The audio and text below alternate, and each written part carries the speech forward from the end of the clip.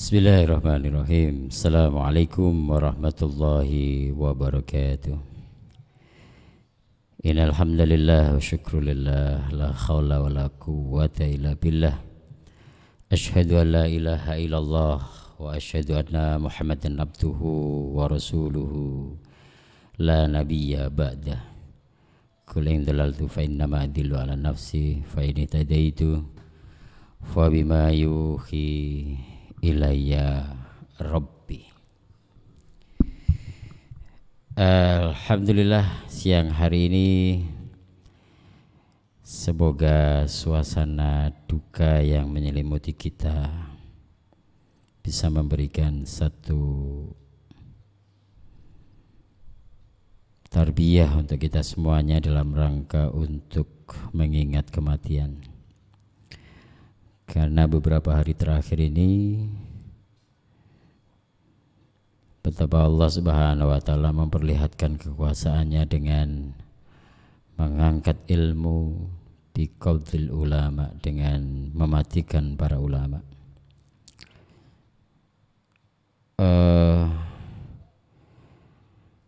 Kemarin malam atau tadi malam sekira jam 19.20 atau 19 gitu ya, jam 7 lebih 19 menit, ada kabar duka yang luar biasa sampai dengan hati, yaitu meninggalnya ustadz kita, guru kita, murabbi kita. Beliau adalah Ustadz Mu'inuddinillah Basri atau Dr. Mu'inuddinillah Basri MA. Dan seketika itu kabar pun hingga kemana-mana, dan bahkan di lini masa Facebook semuanya terhiasi dengan foto beliau dengan ucapan bela sungkawa dari umat muslim seseluruh raya, bahkan sampai seluruh Indonesia, bahkan sampai ke belahan dunia. Karena teman-teman yang di Suriah pun juga menyampaikan bela sungkawa. Dan kabar yang luar biasa ini menjadikan kesedihan yang luar biasa di kota Solo dan sekitarnya. Termasuk saya juga semalam juga kaget dengan informasi. Saya baru sampai rumah dari Solo, baru sampai rumah, ada kabar sedemikian rupa yang kemudian kayak petir menggelegar, kayak nggak percaya. Dan memang beberapa waktu atau mungkin beberapa minggu ya, beliau sudah berada di rumah sakit begitu, yang sebelumnya di PKU Muhammadiyah, yang kemudian dinyatakan positif, dipindah ke Muwardi dan seterusnya sampai kemarin itu. Dan bahkan sempat di beberapa hari terakhir beliau pun juga sempat, karena mungkin kerinduan terhadap umat, kerinduan terhadap jamaah begitu ya, beliau sampai kemudian live streaming di pagi hari, dan saya kaget waktu itu dengan kondisi yang luar biasa. Kalau saya melihatnya kondisinya begitu parahnya ini. Tapi beliau ya kemarin kayak memaksakan diri untuk kemudian live streaming, memberikan tausiah begitu, dan luar biasa. Kawan-kawan sekalian, ini adalah in memorial gitu ya, jadi sebuah kenangan mengenang beliau gitu ya, Ustadz Mu'inuddinillah Basri MA. Ya, alhamdulillah pagi tadi saya juga sempat untuk mendatangi dan ikut mensolatkan beliau di Masjid Iska yang luar biasa. Banyak sekali umat muslim yang berkumpul di situ, dan luar biasa ribuan massa yang tadi kemudian berada di sana, ikut mensolatkan begitu. Ada satu yang ingin saya sampaikan kawan-kawan sekalian di channel YouTube ini. Mudah-mudahan Anda juga menyimaknya, dan silakan kenangan barangkali Anda tulis dalam kolom komentar, nanti saya bacakan juga. Di antaranya adalah ada banyak pelajaran lah ya kita bisa petik, dan saya betul-betul bersaksi bahwa beliau adalah orang yang luar biasa, juga sempat mewarnai dalam dakwah di Indonesia ini. Tapi Allah lebih mencintai beliau dengan kemudian memanggil beliau untuk kemudian ya mudah-mudahan mendapatkan surganya Allah Subhanahu wa taala. Oke. Sudah sejak lama saya kenal beliau, dan banyak tausiah, banyak nasihat yang beliau berikan, dan luar biasa membentuk kehidupan seseorang. Tahun 2009 saya juga bersama dengan teman-teman di RDS sempat mendatangi kediaman beliau, kemudian meminta beliau untuk menjadi Dewan Syariah Radio Dakwah Syariah RDS FM, dan beliau mengiyakan gitu kan. Beliau mengiyakan. Artinya adalah beliau bersedia untuk menjadi Dewan Syuranya Radio Dakwah Syariah kala itu. Yang kemudian ada lagi Ustadz Badrul Tamam, ada Ustadz Muzzazin, dan ada Ustadz Rosid yang kemudian mereka kita jadikan Dewan Syuranya RDS FM. Dan dalam perjalanannya tinggal kalau Ustadz Badrul Tamam sudah meninggal karena dulu sempat kena diabetes mellitus. Pada usia beliau juga masih usia-usia yang sangat muda. Dan tinggal Ustadz Mu'in yang 2009 mengiyakan kita. Jadi artinya apa yang kemudian keluar di RDS, nasib-nasib yang keluar di RDS itu sudah kemarin diseleksi. Kalau di awal-awal ya sudah diseleksi sama beliau. Ini boleh, ini tidak boleh, ini boleh, ini tidak boleh. Karena kita hadapkan beliau itu dengan sebuah komputer waktu itu.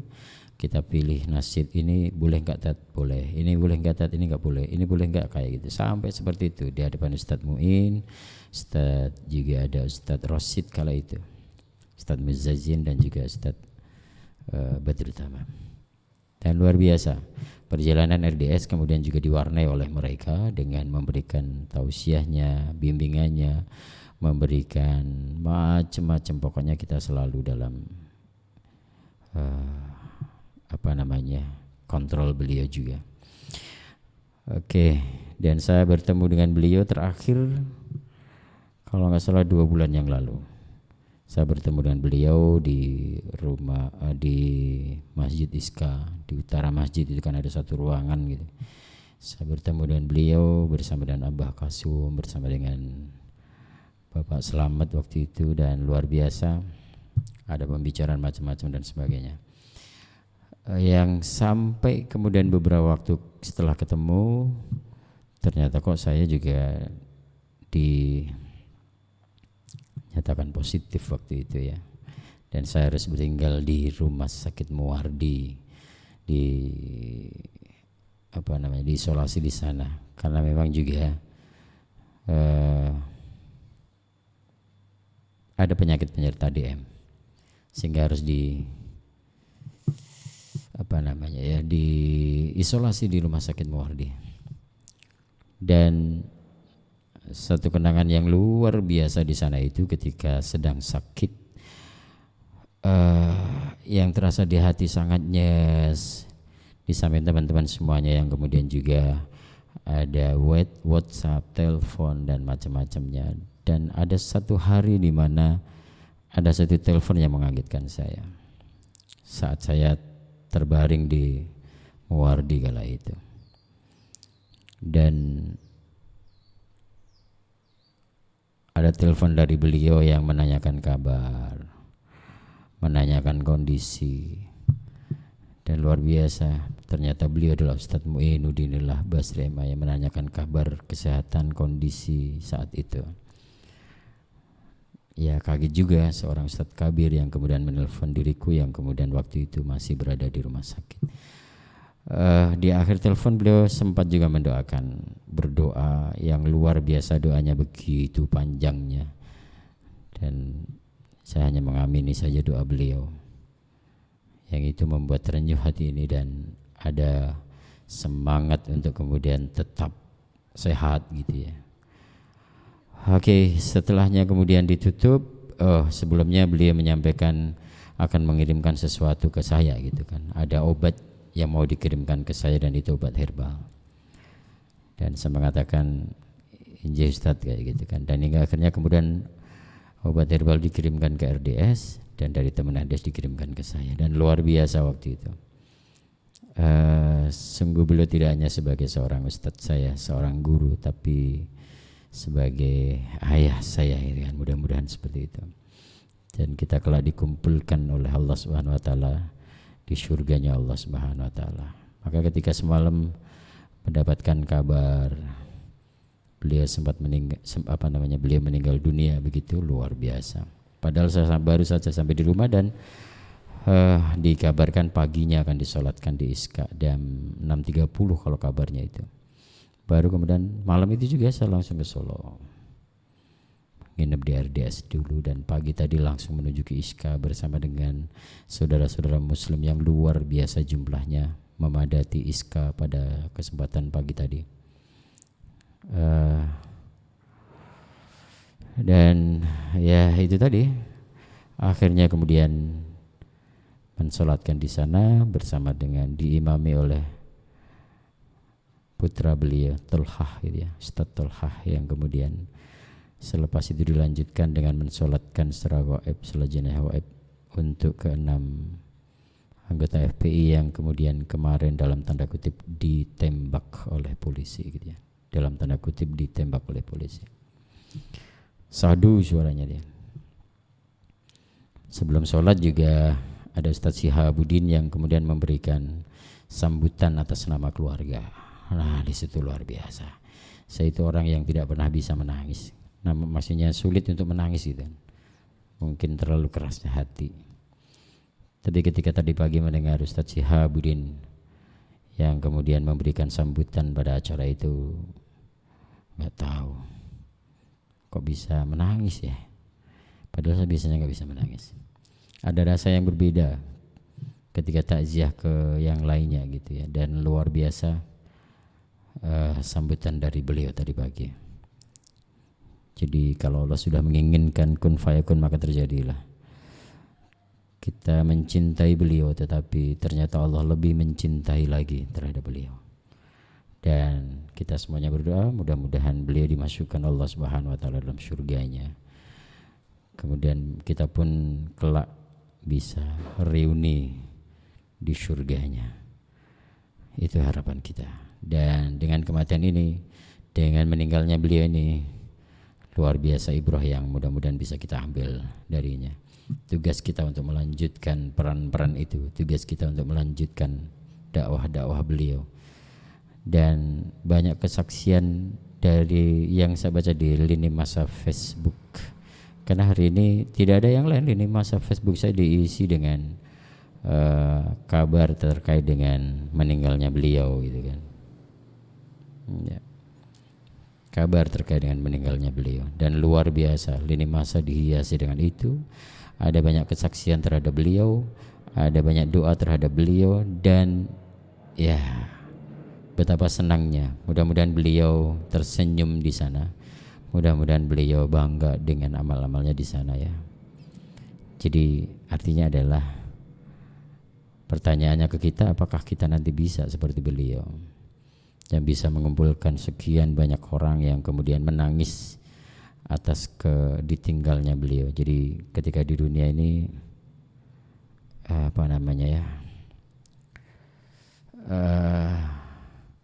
ketika kita terlahir dunia, orang-orang di sekeliling kita, mereka kemudian banyak yang tersenyum, banyak yang tertawa, banyak yang gembira, bersuka cita atas kehadiran kita. Atas kehadiran kita, terlahirnya kita di dunia oleh ibu kita. Orang-orang sekitar kita pada tertawa, tersenyum dan bahagia. Dan bisakah kita membalik itu manakala kemudian kita meninggalkan dunia ini sudah sampainya waktu kita pada kematian. Kemudian orang-orang di sekeliling kita, mereka semuanya menangis. Dan pada waktu kita dilahirkan, banyak orang yang banyak orang yang tertawa di sekitar kita. Tetapi kita waktu itu menangis sejadi-jadinya. Suara tangisan kita luar biasa. Dan bisakah kita membalik kondisi manakala kita lahir itu di saat kematian kita, di saat kita meninggalkan dunia, di saat Allah memanggil kita, di saat Allah mengambil nyawa kita. Setiap orang yang melihat kematian kita, mereka menangis luar biasa karena ditinggalkan oleh kita, bukan karena apa-apa, tapi karena posisi kita, karena amal kita, karena peran kita tidak bisa tergantikan oleh yang lainnya. Dan kita tersenyum bahagia ketika meninggal dunia itu. Bisa kita balik seperti itu? Kelahiran kita kita menangis sejadi-jadinya, tetapi ketika meninggal dunia, kita akan tersenyum sejadi-jadinya karena melihat Allah Subhanahu wa taala, melihat surga kita, melihat akhirat kita yang dipersiapkan Allah untuk kita. Luar biasa. Semoga kita semuanya termasuk orang-orang yang bisa membalikkan situasi dan kondisi itu di kelak hari kematian kita. Luar biasa. Nah, kawan-kawan sekalian, saya mengira belum ada yang bisa menggantikan sosok yang satu ini. Sosok beliau ini pun juga, saya juga masih nanti mencari siapa pengganti untuk Dewan Syuro di RDS FM gitu ya, yang kemudian ditinggalkan oleh beliau. Kesedihan luar biasa. Teman-teman kita, teman-teman saya yang ada di RDS juga tadi pagi ikut ke sana dan luar biasa. Karena kami mengira belum ada sosok yang luar biasa seperti beliau, yang bisa kita jadikan teladan, bisa menjadi seakan-akan menjadi ayah kita, menjadi bapak kita, murabbi kita, menjadi nakib kita. Ya Rahman, Ya Rahim, mudah-mudahan Allah menempatkan beliau pada tempat yang luar biasa di sisinya, dan kami meyakini itu. Mudah-mudahan pula kita bisa bereuni, sekali lagi bisa reuni di hadapan Allah Subhanahu wa taala, di surganya Allah Subhanahu wa taala bersama dengan beliau. Baik kawan-kawan sekalian, ibroh yang luar biasa. Artinya adalah kematian itu urusan Allah. Kematian adalah urusan Allah. Tinggal bagaimana kita gitu. Itu urusan Allah, dan kita tidak pernah tahu. Beliau usia 54 dipanggil Allah Subhanahu wa taala. Rasulullah pernah menyampaikan, "Umuri ummati bayna sittin wa sab'in." Umur umatku, kata Allah, itu antara 60 sampai dengan 70. Dan antara 60 sampai 70. Kalau beliau sekarang 54, sebenarnya masih jauh dari 60 gitu kan. Tetapi sudah menjadi hak prerogatifnya Allah untuk memanggil hambanya hari ini, memanggil hambanya esok hari, atau kapanpun. Itu urusan Allah Subhanahu wa taala. Sekarang pun kita tidak bisa menjamin, tidak ada yang bisa menjamin kapan kita bisa hidup, kapan, apakah besok hari setelah live hari ini kemudian masih hidup. Tidak ada yang bisa menjamin hal itu.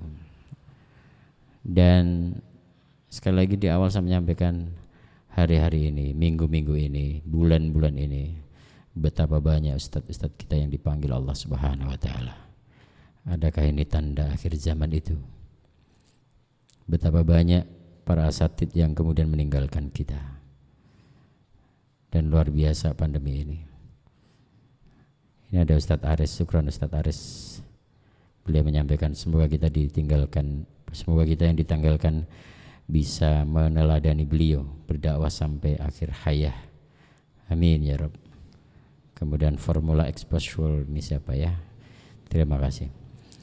Jadi semoga kita yang ditinggalkan bisa meneladani beliau berdakwah sampai akhir hayat. Kita teruskan perjuangan beliau.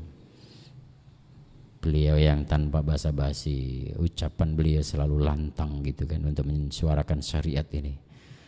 Dan ketika dia punya tagline dengan syariat hidup menjadi lebih indah, semangat beliau untuk menyetujui dengan tagline ini, dan luar biasa justru beliau mendukung itu sepenuhnya. Ya alhamdulillah, luar biasa.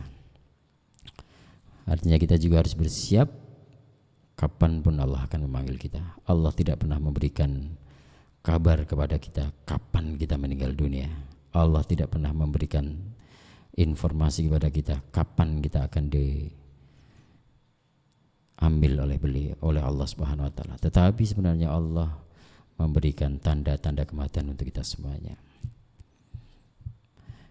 Saya juga sempat positif COVID-19 sekitar bulan Agustus akhir sampai awal September, dan saya tidak tahu, saya tidak pernah menyangka kalau hari ini saya masih bisa berada di depan mic, kemudian bisa berkata-kata seperti ini.